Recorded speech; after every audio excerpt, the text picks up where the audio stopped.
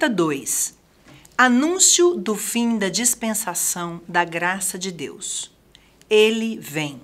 José Rodrigues. Neste estudo, falaremos sobre as pré-condições para participar do arrebatamento. Apocalipse 3, 21. Espero que você examine muito bem os textos e as referências colocadas, que são muitas. Pode ser que você não pense como eu a respeito do assunto, mesmo assim, peço que leia com o espírito desarmado e, se você tiver dúvidas, poderemos ajudá-lo oportunamente. As posições escatológicas divergentes em relação ao arrebatamento partem de diferentes métodos de interpretação da Bíblia. Os pré-milenistas interpretam a Bíblia literalmente, os amilenistas e pós-milenistas a interpretam alegoricamente. O método alegórico agrega outro significado ao literal, que pode ser moral ou espiritual. Esse método usa o texto literal apenas para buscar um sentido espiritual mais profundo. Nele, a ênfase está em um sentido secundário. Passa-se longe do sentido literal e histórico das Escrituras. O evento ou palavra se torna uma alegoria a fim de escapar das interpretações mais difíceis ou para defender pensamentos particulares. Perigos do método alegórico. A mente fica livre para dar a interpretação mais apropriada. O método alegórico não obedece a princípios rígidos de interpretação. Por exemplo, a Igreja de Roma diz que o Evangelho é o bom fermento. Mateus 13, 33. Fermento fala claramente de doutrinas erradas que vão contaminando a Igreja no decorrer do tempo. Nesse método, a autoridade da interpretação não é mais as Escrituras, mas a mente do intérprete.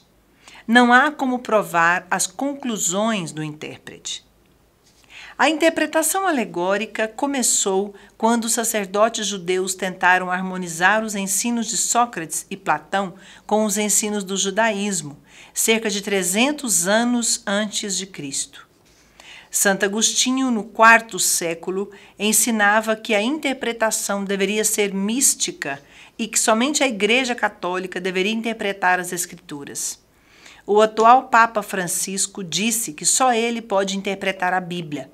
Esse método tem levado a graves desvios doutrinários de grandes ministérios no Brasil. A interpretação literal usa o método gramatical e histórico do texto, dando a cada palavra o significado do seu uso histórico e usual. A Bíblia diz o que ela quer dizer. Eu sou o pão da vida. Aqui o significado espiritual decorre do significado literal. O enfoque literal não dispensa as figuras de linguagem comum em todas as línguas e épocas. Assim, esse método é a única proteção segura para a imaginação do homem, pois ele harmoniza com a interpretação verbal e plenária da Bíblia. Portanto, busque o significado de cada palavra, aplique corretamente a gramática no texto. O Novo Testamento interpreta literalmente o Velho Testamento. Todas as profecias se cumpriram literalmente. Está escrito que ele nasceria em Belém e ele nasceu em Belém.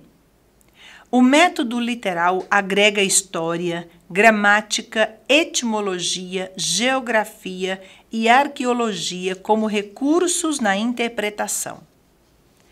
Ele segue leis específicas de interpretação tiradas das próprias Escrituras.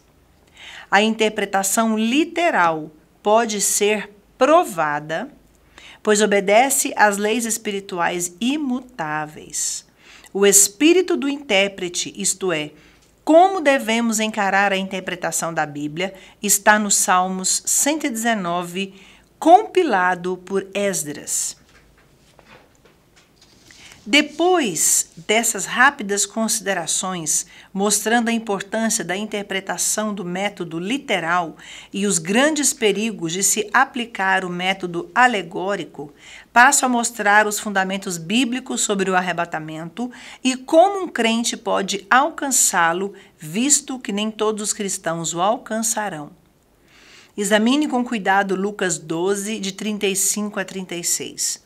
O arrebatamento está descrito principalmente em 1 Tessalonicenses 4, 13 a 18 e 1 Coríntios 15, 35 a 58.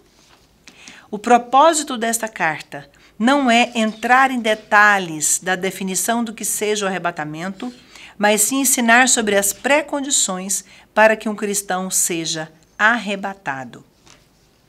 Em 2 Tessalonicenses 2:1 está escrito: Irmãos, no que diz respeito à vinda de nosso Senhor Jesus Cristo e à nossa reunião com Ele, nós vos exortamos. Esse termo, reunião com Ele, é a palavra parousia, que significa rapto. No verbo 2, Paulo fala a respeito de ensinos enganosos que certamente irão surgir. No verso 3, ele afirma que o arrebatamento não acontecerá sem que antes venha a apostasia e seja revelado o homem da iniquidade, o filho da perdição. O Brasil é o país que o Senhor escolheu como padrão para esses acontecimentos dos dias finais. Podemos enumerar muitas e graves heresias surgindo em nossa nação. O assunto hoje é a busca do homem para governar todo mundo diante do caos que já se iniciou com o coronavírus. Falamos sobre isso detalhadamente na primeira carta.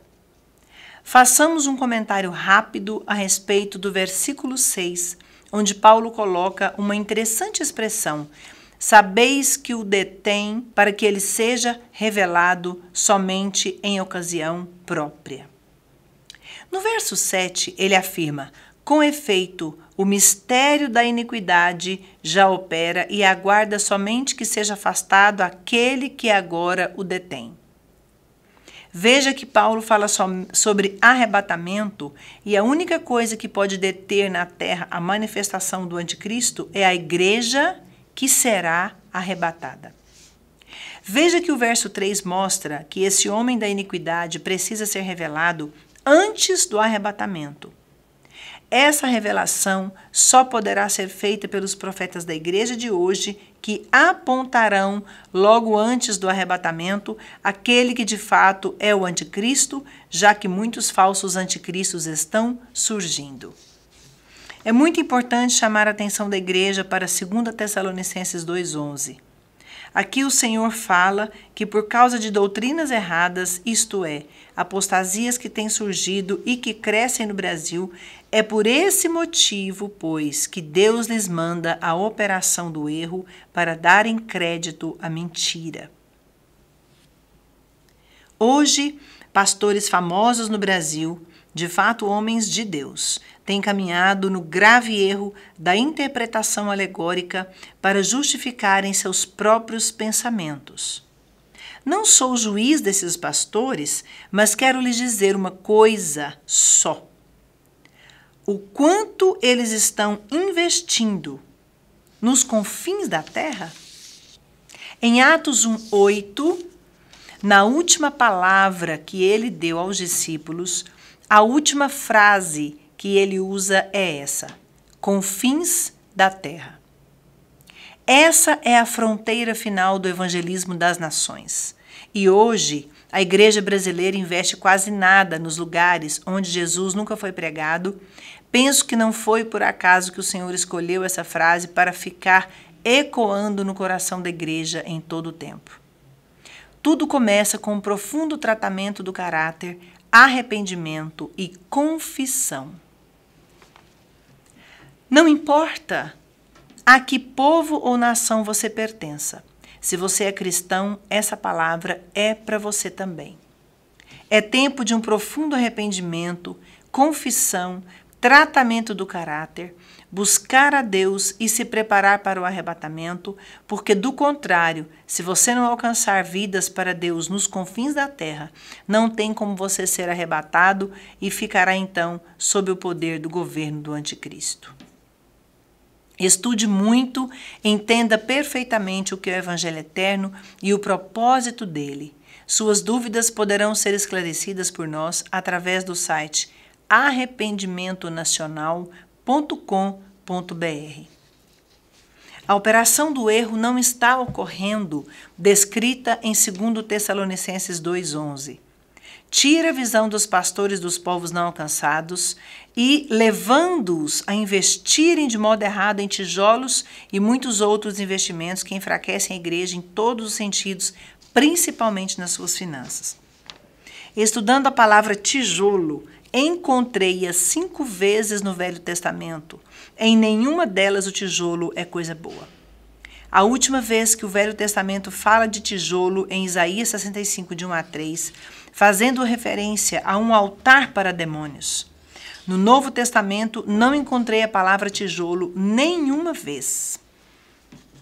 Há 2 pré-condições que são as mais importantes para que uma pessoa seja arrebatada. Primeira, o seu caráter. Segundo, ir aos povos não alcançados, especialmente aos confins da terra. O caráter do Senhor Jesus tem 7 colunas. Examine Provérbios 9:1. A sabedoria edificou a sua casa, lavrou as suas 7 colunas. Portanto, essas são as 7 colunas do nosso caráter que devem ser lavradas para que a nossa casa no céu seja edificada. Santidade, verdade, justiça, bondade, fidelidade, serviço, servidão, integridade. Todas as vezes que a Bíblia fala do assunto, ela menciona uma ou mais dessas 7 colunas. No Salmo 15, versículo 1, Davi faz 2 perguntas de retórica. Quem, Senhor, habitará no teu tabernáculo? Quem há de morar no teu santo monte? Uma pergunta de retórica exige uma resposta óbvia, que nesse caso é não. Do contrário, Davi não teria que fazer a pergunta, portanto, nem todos os crentes vão morar com Jesus na eternidade. A seguir, o Espírito Santo guia Davi a colocar as pré-condições. Quase todas elas estão relacionadas ao caráter. No verso 2 ele fala: o que vive com integridade e pratica a justiça e de coração fala a verdade. Não é o propósito aqui definir e explicar sobre as 3 colunas mencionadas nesse versículo. No entanto, temos ensinos detalhados sobre isso. No verso 3, Davi diz: o que não difama com a sua língua. Paremos um momento nesse ponto. A difamação é o ato mais vil do espírito humano. Difamar significa descobrir a falha de alguém, sendo que o Senhor nos manda cobrir o nosso irmão.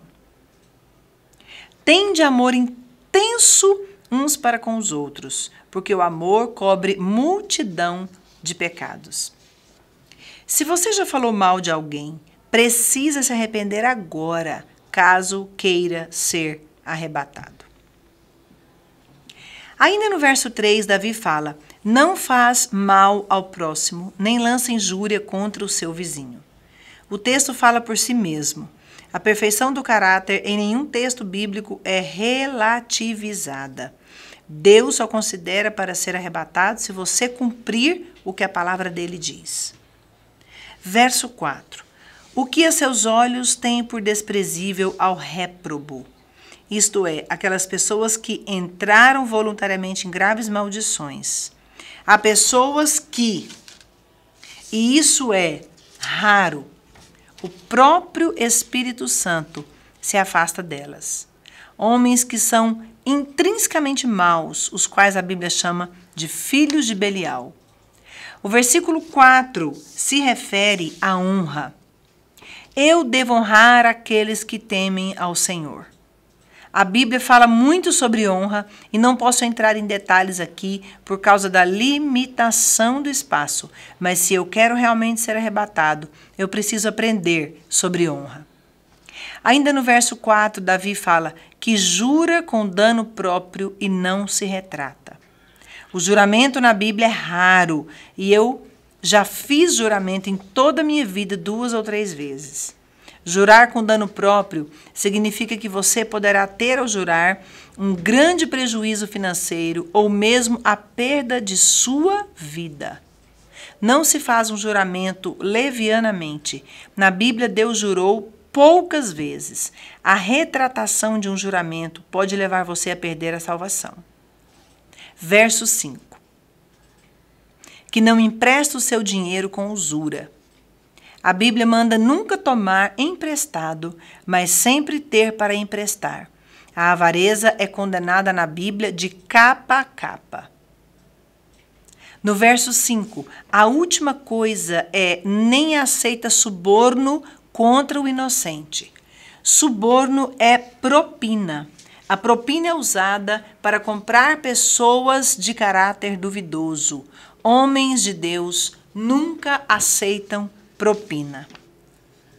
Em nossa terceira carta, vamos aprofundar na questão do arrebatamento e mostrar como o Senhor está preparando através dos milênios aqueles que farão parte do seu corpo por toda a eternidade e se assentarão com ele no seu trono, conforme Apocalipse 3, 21.